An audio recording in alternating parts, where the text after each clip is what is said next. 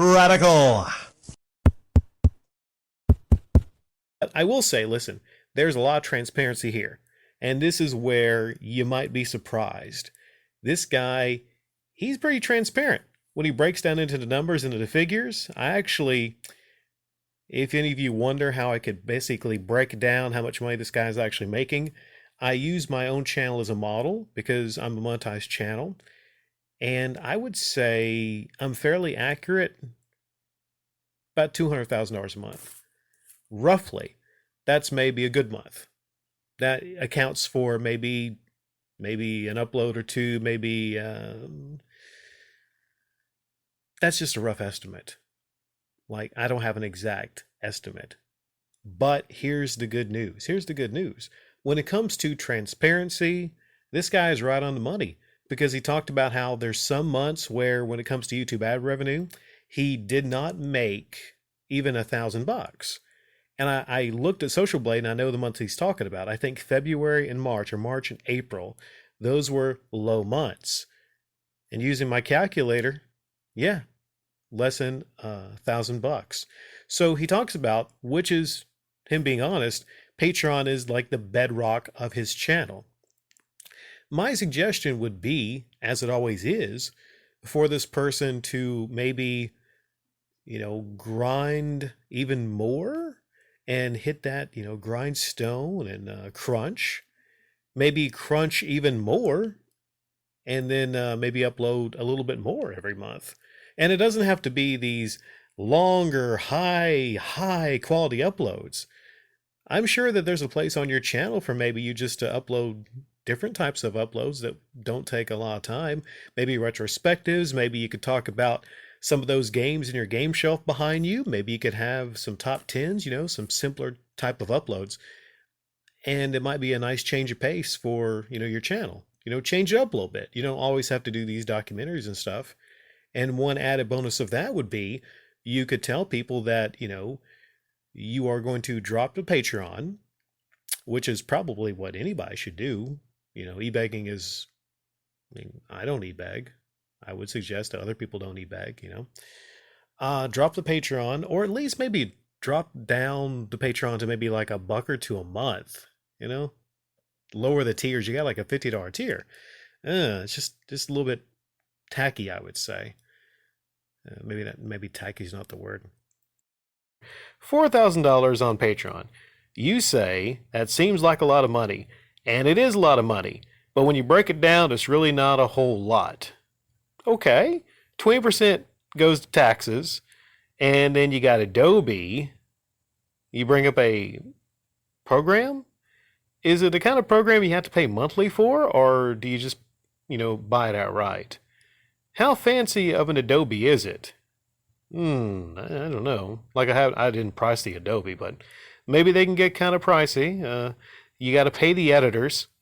Well, that's kind of funny because it's not like you have multiple uploads each week, because you have the 2 uploads each month, the 2 documentary style uploads each month, and I'm guessing you don't have a job.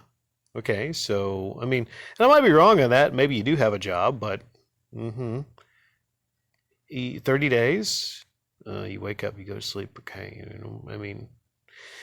I just can't see how you couldn't probably knock those 2 out yourself. And it's not even just you, it's someone else. So basically, it's 1 upload that you can't do each month. I would just pocket the money. Keep the money. Well, I actually wouldn't e-bag. Oh, okay.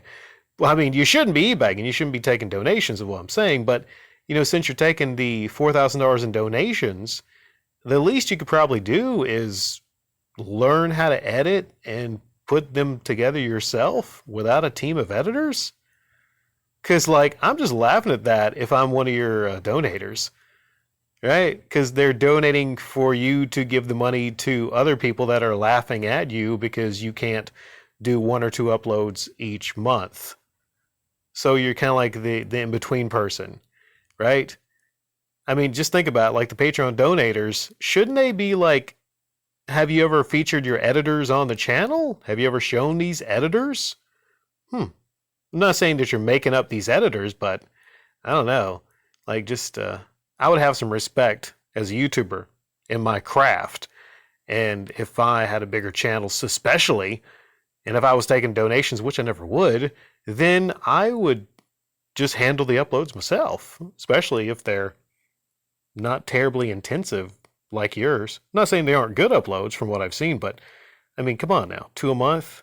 I think you can crack those out, you know. Split down the middle, yeah, okay. So you're breaking it down, and this Grace person is, that your significant other.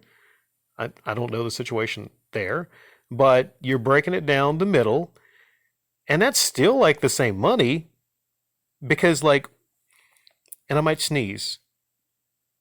I might not. Okay, I'm not going to sneeze. So it starts out 20% taxes. You start out strong here, and you got to pay the editors. Oh, those editors and the Adobe. But then you talk about how you need to split the revenue right down the middle with Grace, and then you have the Xbox controller, which is the $10 controller.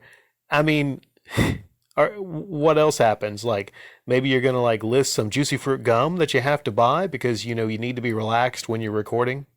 I yeah. You just don't make the strongest argument as to why you need. I mean, you guess you would need more money, right? Because it's a lot of money, but it's not a lot of money. And what you're trying to like hint at is you need more money.